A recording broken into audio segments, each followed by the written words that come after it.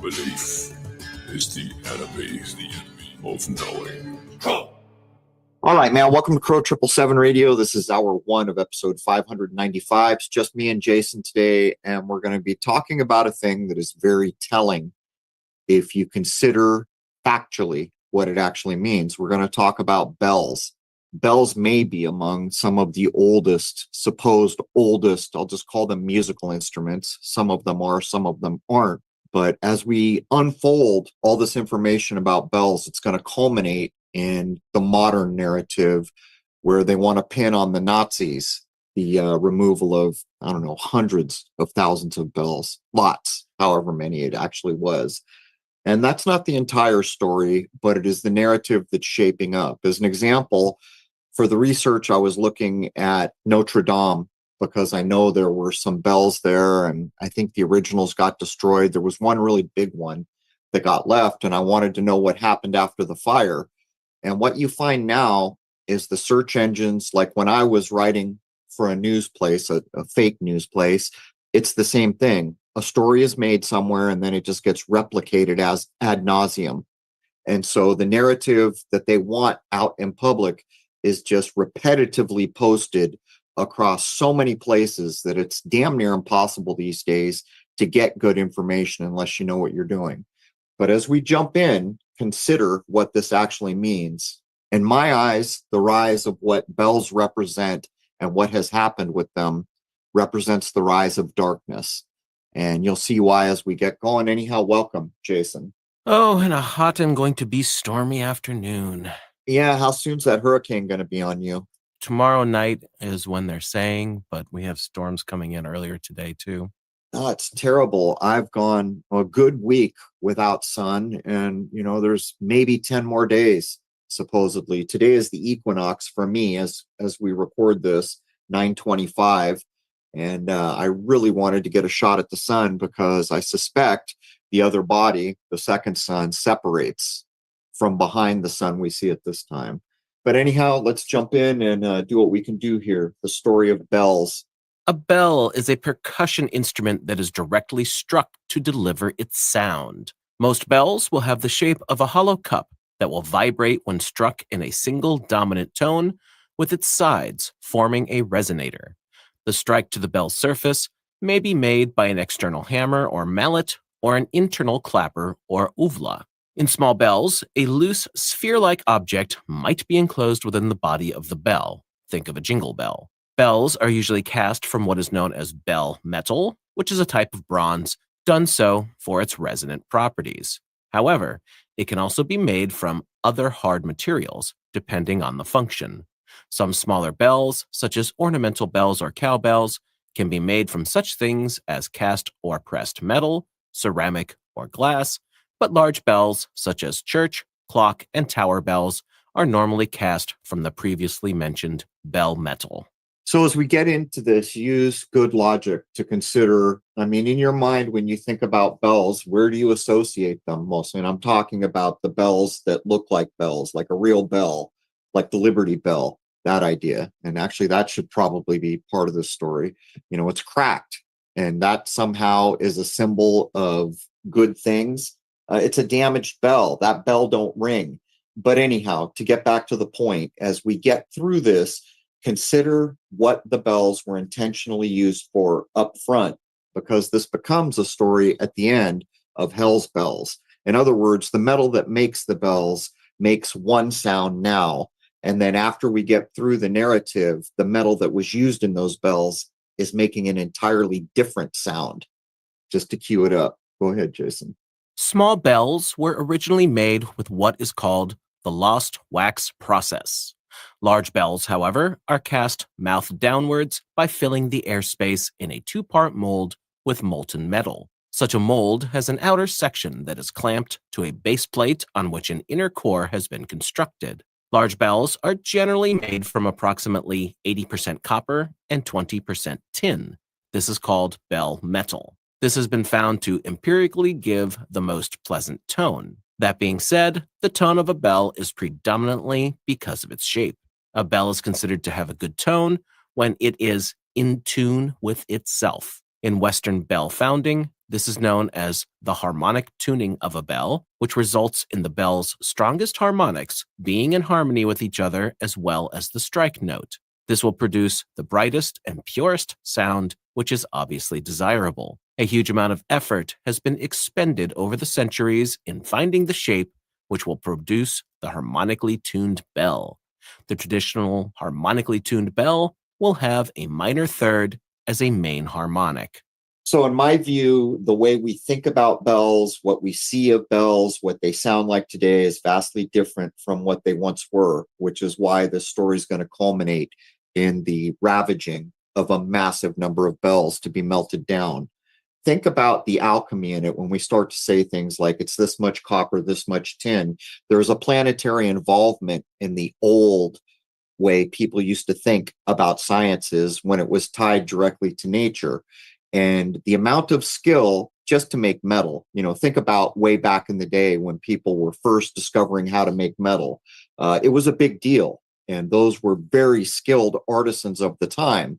And as we went up through, you can find examples of very old bells where it's almost mind-blowing to consider someone designed this shape, the thickness, the metals that go into it to get a very particular tune. Whereas up in the modern era, what we hear is, oh, it wasn't the right note, so we grind on it or we add material to it. But once upon a time, it was a very, very precise art form, almost mind-blowingly so. But go ahead, Jason. Well, the whole bell making thing seems to be another one of those old technologies, if you want to call it that got lost through the ages. And we're going to cover that in a few moments. But there seem to have been things that were discovered about bell making that then somehow got lost to history. Right. And apparently the pure kind of religious uses of bells took the ire of those in power, and we'll get to that. But years and years ago, I used to watch this show on TV that was all about Italy, and it was the artisans. And if I remember correctly, I hope I remember correctly, there was really one bell foundry left in Italy, and Italy plays a central role in the loss of bells that modern narrative wants us to accept. Bells that are intended to be heard over a wide area can range from being a single bell that is hung in a turret or bell gable, or a musical ensemble, such as an English ring of bells, a carillon, or a Russian zevan, which would be tuned to a common scale and installed in a bell tower. Many public buildings might house bells, most commonly as clock bells, to sound the times of the day. Historically, bells are often associated with religious rites and are still used to call communities together for religious services. Bells would later be used to commemorate important events or people and have been associated with the concepts of peace and freedom. There is a scientific and musical study of bells known as campanology. And that's a heck of a thing for anyone who wants to do some side research. It is really quite compelling. And also consider, when I think of bells, the most common thing I associate with the classic bell we think of is churches, church bells. So there was clearly a spiritual significance. And you find that in the East with the mind sciences in the old Eastern religions where they're using singing bowls. Again, they have taken certain metals and cast them for a very specific frequency, which helps them tune in their mind to do meditation and other mind sciences. Bell founding is the art of the casting and tuning of large bronze bells in a foundry for use such as in churches, clock towers, and public buildings. They might be used to signify the time or an event, or as a musical carillon or chime. Large bells are made by casting bell metal in molds designed for their intended musical pitches. Further fine-tuning might then be performed using a lathe to shave metal from the bell to produce a distinctive bell tone by sounding the correct musical harmonics. So consider back in the day when there were supposedly no machines like lathes and they were casting these bells to a very specific pitch. As a matter of fact, I once saw a coverage of bells in a movie. I don't remember the name. It was a documentary. But apparently there was a time when many of the bells would just get destroyed and recast because they weren't perfectly on pitch. And to take a design, put metals together, cast a bell and get it right to the pitch you want out of the mold, that's pretty impressive. compared to lathing off material or welding material back on to get your pitch where you want it to be. The concept of bells of some sort probably traces back to the use of ancient mankind utilizing shells or stones that would be struck to produce a particular sound. These may have been used as musical instruments and or as part of rituals, but they would not have been bells in the senses we think of them today. Some of the earliest bell-like instruments were found having come from ancient Mesopotamia. These would have been made from clay or metal and seem to have been used for religious or some sort of ceremonial purpose. Yeah, I have a hard time accepting that a clay bell would ring very well. But as we get into this and we start to culminate in the story of the destruction of huge numbers of bells, let me use an example about the world that we live in that most people don't think of. Here's an example. Many episodes ago, I said, how is it that the mob can magically show up in the middle of a desert to do all these illegal things? They're going to gamble, which at the time was illegal. They're going to do prostitution, illegal. They're going to do drugs. They're going to do alcohol in a way that's illegal. But for some magical reason, they showed up in a desert, which is in the middle of nowhere, and it's okay. And the law enforcement just doesn't seem to know how to find them to stop this. Well, in the modern era, it's well documented now that the Italian mob reported to the Rothschilds. And this is the example that I'm going to use because the story of bells, to me, shows the rise of darkness. Bells are used predominantly in spiritual ideas. It's claimed that if we could hear the now missing ancient bells, that the tone they made was actually uplifting. Now consider metal put together and ringing in a spiritually planned tone, then destroyed and melted down to be a bullet or a bomb, where now the noise that metal is making is about death. It's a weapon now. My point here is that for a long time, there has been a controlling force in this world that has been on the rise. And the story of bells is yet another cog in the wheel of the rise of darkness. And most people call this conspiratorial, but it's not. We can go back to, what was the date I said for Waterloo, Jason, 1812 or 1815? The world changed a lot that day because the bankers took a big step up. And from that point forward, we see this creep. And I think it's important to keep this in mind as we roll out the story of bells. According to mainstream history, the earliest archaeological evidence of bells that has been found dates back to the 3rd millennium BC. These are traced to the Yangzhou culture of Neolithic China. Clapper bells that were made of pottery have been found in several archaeological sites. The pottery bells would later develop into metal bells.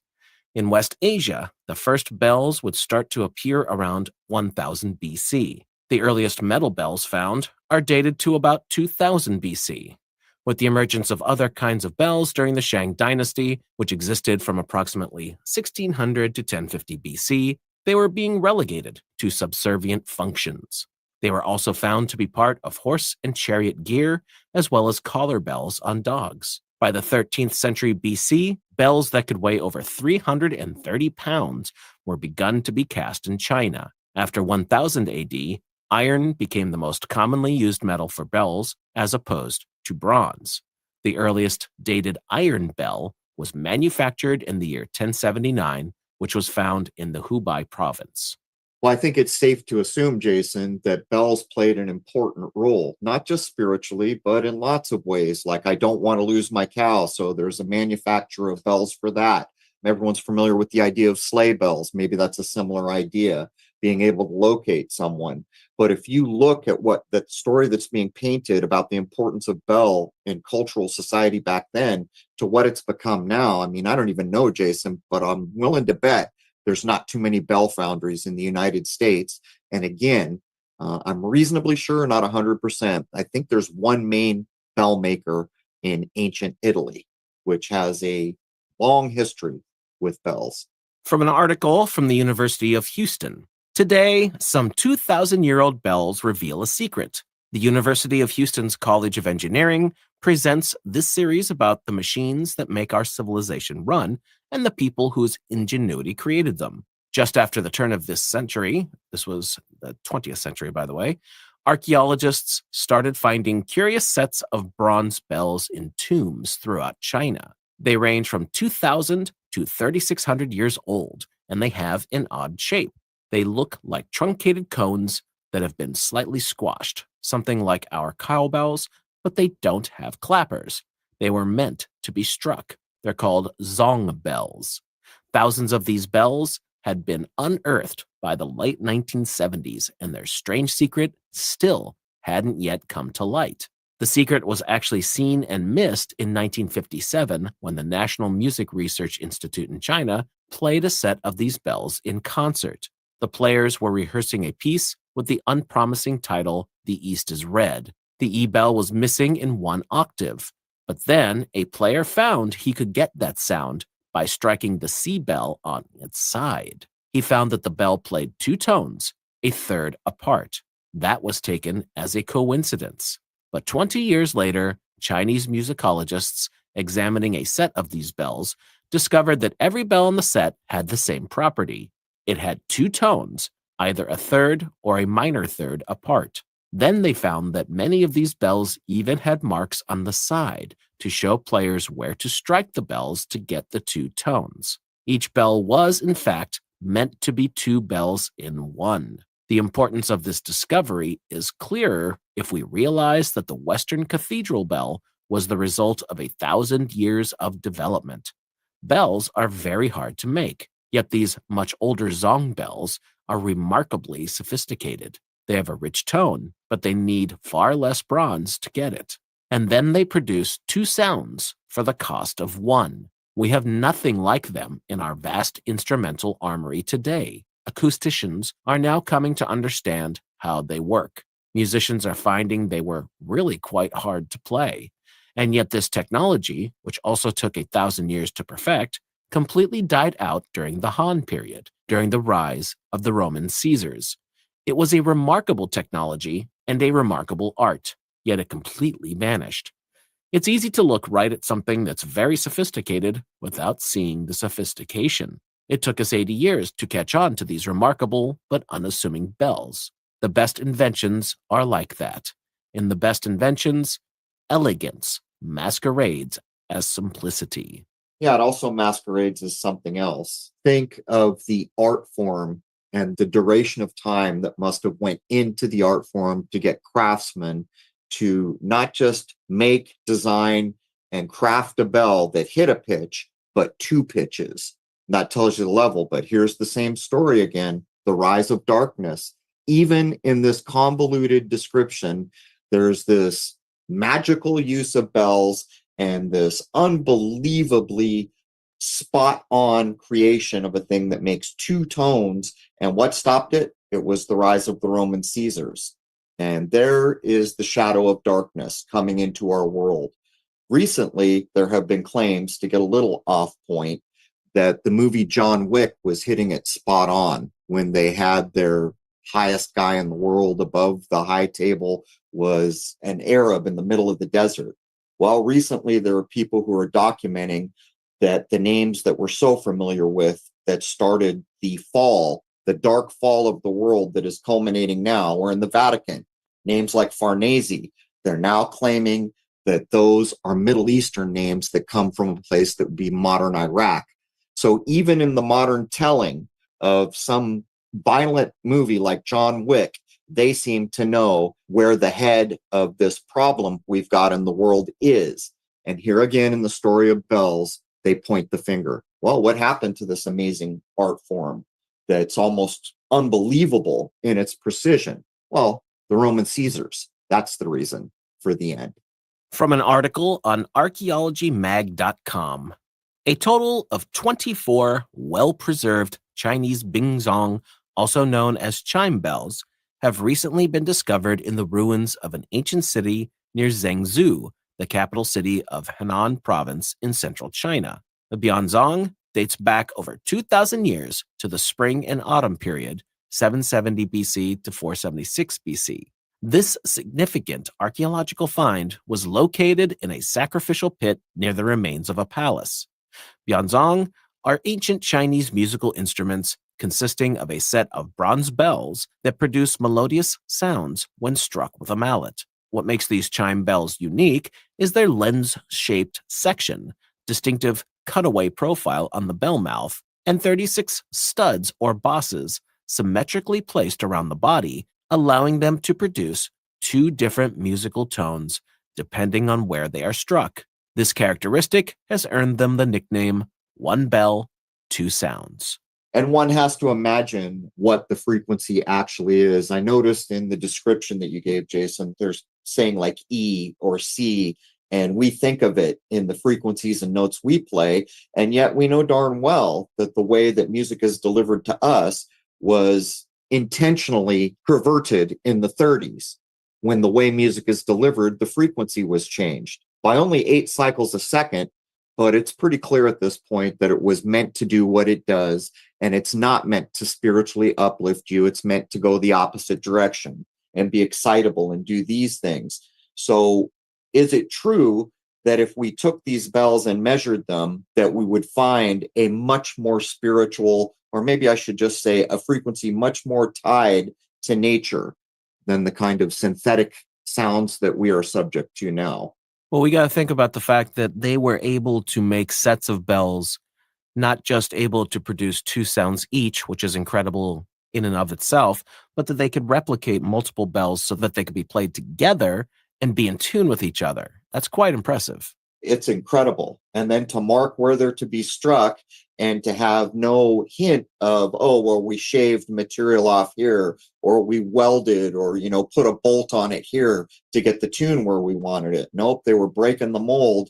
And this incredible achievement, this high art form, clearly tied to the truth of nature, was a big deal back then, and apparently missing in our world now. Continuing on with the article, the discovery holds immense cultural and historical significance. The Bianzong symbolize rank and power and represent a high achievement in both the art and culture of ancient China, stated Guan Ping, a historian based in Beijing. These chime bells played an integral role in the ritual system of the Kingdom Palace during the spring and autumn period and offer valuable insights into the cultural development of the era. Yu Ji, a staff member at the Henan Provincial Institute of Cultural Relics and Archaeology, provided details about the excavation. The Bianzong sacrificial pit measures 0.8 meters in depth, 2.6 meters in length from east to west, and 1.4 meters in width from north to south. Within this pit, archaeologists discovered 3 rows of bell frames, housing a total of 24 well-preserved chime bells. The wooden frame within the pit is still clearly visible and has been dated back to the middle and late spring and autumn period. So to me, what this represents is a time when we'll just call it science or the art form. Let's call it the art form was tied to nature. And when we look back on that now, it's almost magical. How did they pull this off? And to me, this is the dividing line. What we do now is synthetic. It's based on synthetic measures that we just assigned. It's detached from nature. There is no spiritual connection between most of the things we do that might be described as a science or an art form. To me, what we're looking at is a time when the art forms and the sciences of the time were tied to and tapping into the truths that only nature can provide. The Zhou dynasty from 1046 BC to 256 BC is renowned for establishing rules for rites and music, and Bianzong played a significant role in ceremonies, galas, and performances during this period. Music held deep connections to rituals in ancient China, playing a vital role in maintaining social order. While Bianzong have been discovered in various regions of China in recent decades, this particular find is notable due to the exceptional preservation of both the chime bells and their wooden frame. The site also yielded 2 tombs, shaped like vertical pits, containing complete bronze ritual vessels. These tombs are believed to have belonged to high-ranking individuals, marking the first time such tombs have been found in this ancient city. The discovery of Bianzhong in this ancient city echoes previous notable finds, such as the 1978 discovery of Bianzhong inside the tomb of the aristocrat Yi of Zheng in Suzhou, Hubei province. The set found in Yi's tomb contains a total of 3,755 characters and is adorned with gold. The ancient city ruins, where this significant find occurred, span an area of 16 square kilometers and were designated as a National Archaeological Ruins Park in 2017. These ruins have provided valuable materials for research into areas such as burial systems and defense systems, further enriching our understanding of ancient Chinese history. There's a tomb that it's like a mountain that most people have heard of in China, and it's claimed there's going to be the whole sky clock is mapped out on the ceiling, and there's like these rivers and oceans or lakes of mercury, and all these claims were made. But here's the thing. They state they're not going to open it because they don't have the technology. There's been other reasons. What I suspect is true is they don't want the world to see the level of what was possible. This goes on in Egypt, where another narrative has been put forward. And this is part and parcel for the controlling class. To control the world, you've got to control the population. And in recent, centuries, that's what war has primarily been about. You can talk to any of the generals that were famous, and they end up saying things like, I fought for the wrong side, and every time I turned my head, I was working for a corporation. Things like this. And consider the number of people that are lost in this constant state of war. So there's one control mechanism. Another one is preventing human beings from comprehending how high and in tune with nature we once were, and how good things could be, and how there really is no need to pay for all the things we need, that nature will provide that. And what we're getting into here is part and parcel of that, because bells have almost been entirely removed from our world when compared to the prominent role they played, not only in China, not only in Europe, but almost anywhere where there was advanced culture. From the Neuroscience of Music website, a unitary ensemble of 65 bells with 130 discrete strike tones was excavated in a fully preserved state in 1978 in the Chinese province of Hubei from the tomb of the Marquis Yi of Zheng from 433 BC. The ensemble's tuning system could now for the first time be determined by applying exclusively empirical methods. Only pitch data, hanging order, and tone names on the bells were considered. The results show a norm tone of F4, approximately 345 Hz, a 6-tone standard scale of DEF, GAC, with F sharp, G sharp, A sharp, B, C sharp, and D sharp as accidentals, and a third-oriented tuning with equally tempered fifths, approximately 696 cent, in the series CGDAE. Isn't it funny how they open this up where they say only pitch data, hanging order, and tone names were allowed to be considered? This is a control mechanism. How does that make logical sense? We have this amazing thing, so let's limit how we think about it. And this is what goes on in our world, for the simple fact that there is a world takeover going now, and we are at the apex of that. As we live and breathe right now, there is a world takeover going on. And we saw, if you want to be honest about it, a miniature version when Mao did what he did in China. How many millions they claim starved to death, the destruction of so many art forms and all these other things. It's almost like what Mao did in China is what they're gearing up to try to do to the whole world. And as we pull this back around to bells, how can it be that such a prominent thing in our world, which was such a high art form, and the know-how and the mastery that was required to even make these things, is now damn near vacant, damn near missing in our world? Two-tone bells were common in China between 1200 and 200 BC. After that, the advanced know-how to cast them was lost, and it could not yet be fully recovered in our days. The bells have an eye-shaped cross-section and vibrate in one of two modes, depending on where they are struck. A strike in the middle of the front makes front side and back side vibrate as whole units and produces the lower tone sui. A strike between the middle of the front and a side edge makes front side and back side vibrate as 2 units each and produces the higher tone gu. If struck correctly, both tones are fully independent, each with its own fundamental and harmonics. This is shown in a spectral analysis presented together with the underlying sound samples of the 2 tones of one of the original bells. Quality and timbre of the 2 tones are fully compatible, and they are both marked by tone name inscriptions on the bells. Thus, both were intended to be used in musical practice. Of the 33 bells in the melody section of the Zhang ensemble, 21 have a sui gu interval of a minor third, 10 have one of a major third, and 2 have apparently mistuned ones with 244 and 342 cent. Yeah, there was this magical high art that we lost how to do it and we can't quite figure it out. But unfortunately, there are 2 that are out of tune. They're mistuned. No, not buying. They were serving a purpose that is clearly not understood. And by the way, in music, there is the idea of dissonance, just to put it out there. But how can it be that they're going to make a claim with all our modern computers and know-how and how advanced we are that this gets lost BC and we can't cover it back? Well, to me, that's not hard to accept. You want to know why? Because we use synthetic ideas that have been used and slowly implemented to control society.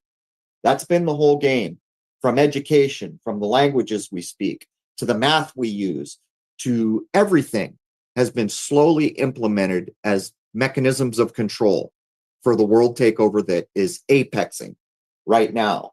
The reason we can't figure it out is because back then, their truth was in nature. What was possible was derived from nature. So we don't even have the keys to get back to it, probably.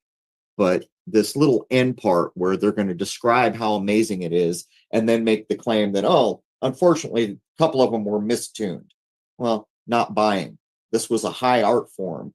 And to my mind and to my ears and eyes, there must have clearly been a reason for the tuning that they are calling mistuned. And again, dissonance comes to mind, which shows up in orchestration all the time. It almost makes it seem like there was some sort of alchemical process being used to make these things for the final product. Flat out. And back then, it would have been the metals were corresponding with the sky clock. It would have been the 4 elemental requirements, earth, air, fire, everyone's aware of it. And the ether, that would have been, or some semblance of however the Eastern world viewed those ideas, but that was the bridge to what was possible provided by nature and what was shown to be possible and shown to be true after the fact by nature. And that is not what we do now. That is made fun of. Even though alchemy provides the shoulders that chemistry stands on, chemistry constantly badmouths it. These are control mechanisms. The things that are said to you about ether these days, like in the biggest movie in the world, the Marvel thing, what did they tell you about ether? Oh, it's dark matter and it's horrible stuff. It'll get in you and it's dangerous and destructive. That's the mindset they want to put forward about the magical so-called 5th element. From China.org.cn. With the introduction of Buddhism into China after the Qin dynasty, ancient bells gradually became important musical instruments for Buddhism. As the saying goes, there are bells at every temple. Without bells, there would be no temples. Round bells took the place of those shaped like combined pairs of tiles. The strokes of bells became sweet and sonorous, spreading to distant places. With their imposing shapes and deep and prolonged sound, round bells were widely used in Buddhism and Taoism. They also entered the imperial court and became a symbol of imperial power. During the Ming and Qing dynasties, ancient Chinese bells were divided into musical bells, Buddhist bells, Taoist bells, imperial court bells, and bells for sounding the night watches. Their functions and uses were broadened. According to a historical record, bells are the leading musical instruments made of metal. The peals of big ones can be heard 5 kilometers away, and the strokes of small ones can reach places half a kilometer off. When a monarch held court or an official leaves his office, a bell is struck to call together their subordinates. A bell is struck at a feast to accompany the singing of songs. A bell is struck at a Buddhist or Taoist temple to draw the devotion of worshippers and the awe of ghosts and gods. In those days, bells served as musical instruments, sacrificial vessels, and musical instruments used in Buddhist or Taoist masses, keeping up all the uses of bells during the pre-Qin period and the Sui, Tang, Song, and Yuan dynasties. So why are bells and foundries missing now? Well, this is why. In the opening statements Jason made, this is why we stand where we stand in regard to bells now. And I quote, "There are bells at every temple. Without bells, there would be no temples." There's not many real churches left in our world. And I know this to be true because when Covidius Minimus hit, they all broke their vow, their obligation, their spiritual prerequisite for being, and they shut their doors. Temples, synagogues, churches, en masse did this. But to come back around to the point, there are bells at every temple. Without bells, there would be no temples. And this idea well encapsulates why bells have been destroyed and why bells are almost missing from our world. I guess I could make the statement missing from our world if I compared it to the level at which they once were important to culture and spiritual concerns. Well, we're about to leave the ancient China era, but it seems that whatever tones were being produced by these things, they must have had a significance for them to go through so much effort and for them to even be preserved, to be found in an archaeological dig. That's a fact. And when we go back to the statement you just read earlier, well, they have these amazing preserved bells, even the wooden frame that held them. Well, how are we going to study them? Well, we're going to limit it to this, this, and this. Yeah, you're spot on. It was a big deal. And the truths of what nature will allow and provide were incorporated into this high art form. And when those bells rang in a church or a temple or wherever the spiritual goings on were happening, it aided, it facilitated in the same way that the cathedrals, now decommissioned, did. Darkness has been on the rise, and darkness is making its final run right now for this era. Maybe it happens in every era, but I'm getting to a point where I am absolutely convinced that all these black plagues and wars and things that we know the banksters and the people at the top not only started but funded were simply a means to move chess pieces on the board and to reduce populations. What do you hear about the Black Plague? Well, a third of the world went missing, right? This has been going on for quite some time. And when I look at our history with my eyes, it seems like Rome is probably the only genesis point we'll ever be familiar with. But when you come up into the modern era, you know damn well the Vatican is epicenter. And what is the Vatican? It's an extension of Rome. Whatever the case may be, what the bells once represented in our world tied us to nature, and they spiritually elevated us. And the people who are making their run now, at some point decided that's got to go. Rome did not fall, it became the Vatican. This is something that really must be understood well. Well, the doors to the Senate in what we call ancient Rome went on St. John's Basilica, the first big Roman Catholic building. Yeah, 1-to-1. One became the other, and the history books help cover how it happened, but that is part and parcel of everything in our world. Our education system has been sorely taken over. Our medical system, it's not even a medical system. Let's be honest. What is it? What is it? It's the pushing of drugs primarily. Certainly, if you need surgery, well, you might be able to make the claim this is the best, highest achievement of surgery that we've ever known. But unfortunately, that surgery is probably going to come with an inoculation and some petrochemical drugs on the backside. And unfortunately, the person needing the surgery was probably already on 5 or 6 petrochemical drugs before they ever needed the surgery. My point being is that what we now accept and call a medical system is no different than the spiritual condition of this world. It is a far cry from what it once was. And again, the people making the run destroyed the medical system starting roughly 1925 to 30, what we call the Rockefellerization. They destroyed music, or tried to make a run at starting to destroy music in the 30s by changing the delivery pitch in an unhelpful way. They launched rock and roll, which was the dumbification, to make up a word that doesn't exist because it's dumb, of music. The level of musician prior to the onset of rock and roll, we've forgotten. People all over this country made a living, and they were talented and well-educated musicians. And rock and roll came along. And from there, it's gotten worse. It's gone downhill to some of the music today is not even music. There's no harmony and melody. How can we call it music? It's not music. And what are they singing about? They're singing about bitches and hoes and materialistic concerns. This is the intentional dumbification, to make the pun.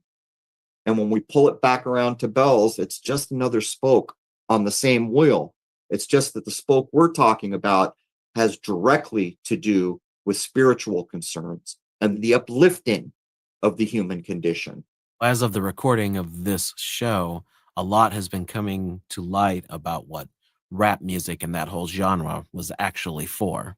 Well, it mirrors what's going on in the world.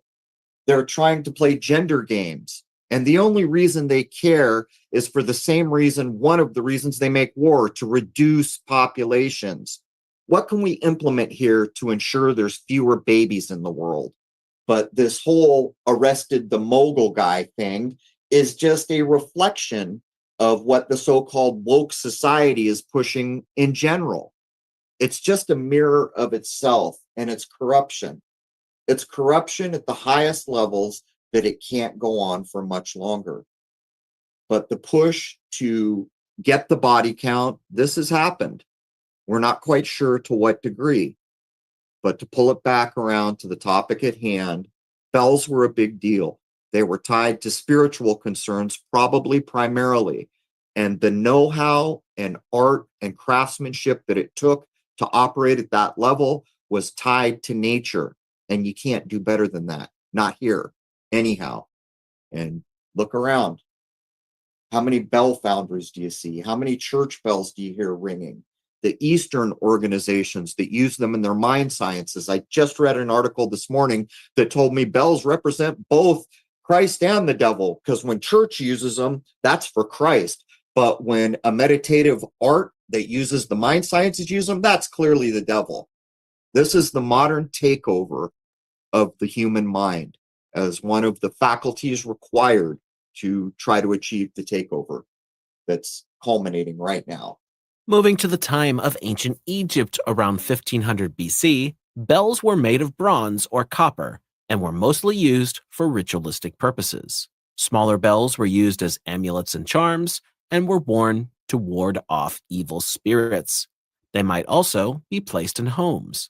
Bells were sometimes used in religious ceremonies with the possible use of invoking or appeasing a particular deity. They might also have been used to signal the start or ending of a ceremony. The sound of the bells being struck were thought to have some sort of magical or spiritual property. There is also some evidence that bells were used as musical instruments, possibly used as rhythm instruments. Bells were also used on the collars of livestock to help keep track of the animals, especially in the dark or with larger herds. Bells, or at least bell-like objects, have been discovered in tombs. They may have been placed there as offerings, protection for the deceased soul in the afterlife, or even to signal the presence of spiritual beings. Yeah, the only problem with mainstream describing us, something about the ancient world, is it's all poppycock and it's all been co-opted and we hear the same things over and over. But if we dig in, we can see, well, wait a minute, ward off evil spirits? So you're telling us that the bells had a positive effect, that natural frequency, that truth from nature was beneficial, benevolent? Is that what we're to learn here? But then in the same sentence or a sentence before, they're going to say, oh, they were made out of bronze and copper. And by the way, you know, all those stones that got carved, they used bronze and copper to do that. So there is the problem with accepting anything from the mainstream. But again, we're human beings. We have sophisticated minds, and we can apply logic and reason, and maybe more importantly, intuition to get down to the gist of it. And the gist of this is warding off evil spirits is a very good description of the positive nature of the tone of bells back in the day. And for the last point for hour one, it seems also around this time, bells were being developed and used in India. While there isn't a lot of archaeological evidence, the Vedic texts mention a variety of musical instruments. Bell-like objects are certainly implied to have been in use as both musical instruments and for use in religious ceremonies. Over the centuries, they would start to be used in Hindu temples. They were known as Ganta or Ganti and would become integral to Hindu architecture and rituals. They would be hung at temple entrances or near what is called the Sanctum Sanctorum, or the Holy of Holies. Ringing of the bells was thought to announce one's presence to a deity, clear the mind for worship, and ward off evil spirits. While less evidence has been found, they are still thought to have had their place in Buddhist and Jain temples for very similar reasons. Yeah. We like to know that they're there. Don't bother with your made-up reasons, but clear the mind for worship? Yeah. Can't have that during a world takeover. Ward off evil spirits? Well, you definitely can't have that during a world takeover. But since we're going to wrap up hour one in India, let's do a simple thing. And I've forgotten the name of it, but there is a temple. I think it's called the Music Temple in India, where there are these stone pillars that you hit and they ring like a bell. But here's the thing. Two of them can look identical and you can't tell what the difference might be, but they ring at a very different pitch. There's a chain made out of stone, and that's amazing, but that's not the amazing part. The top ring is one kind of stone, the top link, and the ones below it are another type of stone. The level at which nature provided for us when we were in tune seems magical and impossible to us today, but the evidence is indisputable. It is there in front of our faces. To me, considering bells ties into exactly this for the simple reason of the tradition, know-how, and craftsmanship that had to have been developed over centuries, maybe longer, to get to the level they once were, are tied to nature. What vibrations in nature are benefit? What will allow me to ward off evil spirits? What will allow me or assist me in clearing my mind so I can worship and become closer to divinity? These ideas are why bells are damn near absent from our world, and they are the foundational reason why the collection and destruction of bells happened, which they want you to imagine only happened because of Nazis in World War II, which it's been going on longer than that. But Jason, I'm going to wrap up hour one. You want to get anything more in? Well, obviously, when we get back, we're going to continue with the historical timeline. But as we get into the 20th century, we are really going to see just how much of a crime against humanity and history was committed during the two world wars. It's just absolutely tragic. Darkness is making its run on our world. Maybe it happens at every age change. Probably it does. I mean, logically, it seems reasonable, right? Maybe this time around, darkness had a better foothold because they got control of all the banking and money. And at this point, is there a corporation BlackRock doesn't own? I just heard they're selling Motel 6. They own everything, which means they control everything. But they are darkness. And what do we know about darkness? Well, it's the same reason the bells got to go. Because if I go into pitch black darkness and I light a light, all darkness flees to the furthest recesses with one light. What's going on in our world now is the diminishing of light and the lights represented by the human beings, which are now gone or damaged, which is the reason for the rise in things like dementia, to dim the lights. This isn't over, and it remains to be seen what happens. But it is my point of view that there is no more important thing one could be involved in right now than to comprehend what is true, right, and correct as proven by nature and then try to live that way as best you can, and to never forget the golden rule, because these things fly in the face of the darkness that is making its run on us right now. Hour one is free to everybody at crow777radio.com. That is CRROW777radio.com. Members know to log in for the full episode, and members get access to comments, threads, forums. They can create all those things, and they can stream the 2-hour film called Shoot the Moon anytime they please. That contains all my older, mostly lunar-based telescope work, to include lunar waves and the initial discovery of the so-called second sun. Members also get exclusive access to my current solar work, and me and my partner that I do this with, he has acquired an even larger solar telescope and more tools that will allow us to do things. In short, members get exclusive access to that. I hope to see you all logged in as a member. That'll be hour one of episode 595, and I'd like to wish you all a happy, healthy, and higher-minded new era. There it is, man. Cheers.